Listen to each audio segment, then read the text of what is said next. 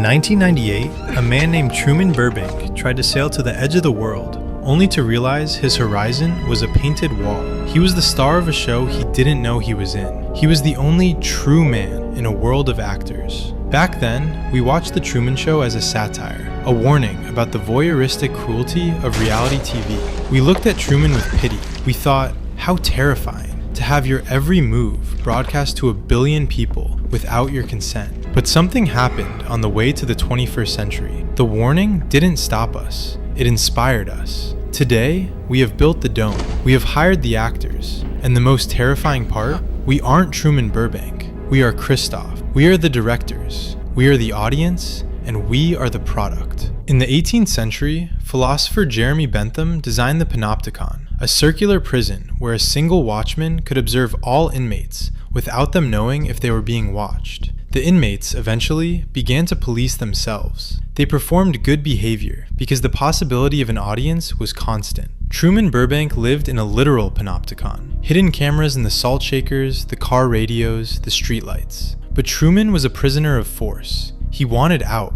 Contrast that with us. We have entered a voluntary panopticon. We don't need hidden cameras. We carry them in our pockets. We don't need a director to hide the truth. We use filters to hide it ourselves. Philosophically, we've moved from Plato's cave to Truman's dome. In Plato's cave, the prisoners were chained, forced to watch shadows on a wall. In the digital age, we have chained ourselves to the shadows. We have become the main character in a movie that has no script, no ending, and most importantly, no privacy. Ask yourself, when was the last time you did something truly beautiful or truly tragic and didn't feel the phantom itch to broadcast it? If a tree falls in the forest and no one posts it to their story, did it even happen? There is a term in psychology called the observed self. It's the version of you that exists only when you know someone is looking. It's more curated. It's on. In the pre-digital era, the observed self was a temporary state. You went to a party, you performed, you went home, and you switched off. Home was the backstage. Christof, the creator of Truman's World, said something chilling. We've become bored with watching actors give us phony emotions. While the world he inhabits is, in some respects, counterfeit, there's nothing fake about Truman himself. No scripts,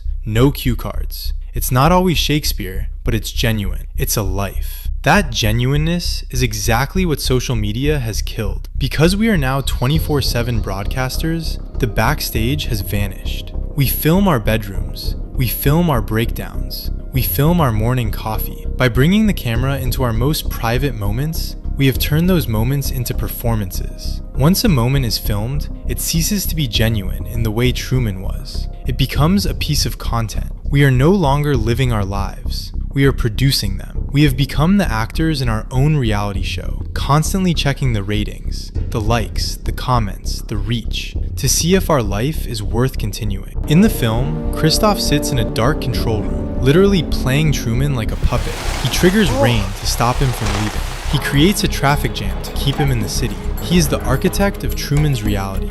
In 2026, Christof isn't a man in a beret. He's a line of code. The algorithm is our Christof. It decides which parts of our lives are successful and which are canceled. If the algorithm rewards outrage, we become more outraged. If it rewards aesthetic perfection, we spend our rent money on a life we can't afford just to look the part. Think about the Truman Show delusion. It's a real psychological condition where patients believe their lives are staged reality shows. 10 years ago, this was a rare psychosis. Today, it's a business model. We are incentivized to treat our friends as supporting characters and our locations as sets. But here's the dark secret the film didn't see coming. Christof is also a prisoner. The people watching Truman were just as trapped as he was. They stayed in their bathtubs, in their bars, at their jobs, living through him because their own lives had become empty. This is the feedback loop of the 21st century. We watch others perform to escape our own boredom, while we perform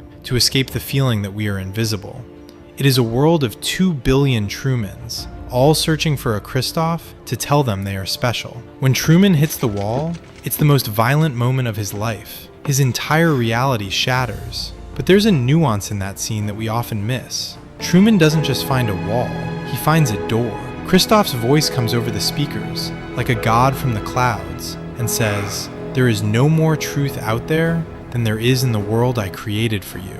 The same lies, the same deceit, but in my world, you have nothing to fear. This is the ultimate digital temptation. The internet offers us a world where we can control the narrative, where we can be the hero, where we can hide our flaws behind a high bitrate wall. It's safe. But Truman's response is the most important philosophical act in cinema history. He bows, he smiles, and he leaves.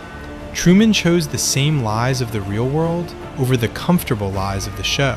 Why? Because the real world, with its pain, its ugliness, and its crushing anonymity, is the only place where he could be unwatched. Freedom, in the 21st century, isn't the ability to be seen, it is the right to be invisible. We are currently living in the most televised, most recorded, most scrutinized era of human history. We have built a world where the cameras are always on and the audience is always judging. We've been told that engagement is connection. We've been told that visibility is power. But the Truman Show warns us that visibility is actually a cage. When you are always being watched, you are never truly free to change, to fail, or to simply be. So, how do we find the door? How do we exit the dome? It starts with a simple, radical act. Doing something, anything, just for yourself. A walk without a GPS, a meal without a photo, a thought that you never tweet. We must reclaim the private self. We must learn to love the silence of the unrecorded life. Because in a world where everyone is fighting for the spotlight, the most revolutionary thing you can do is walk off the set. In case I don't see ya, good afternoon, good evening, and good night.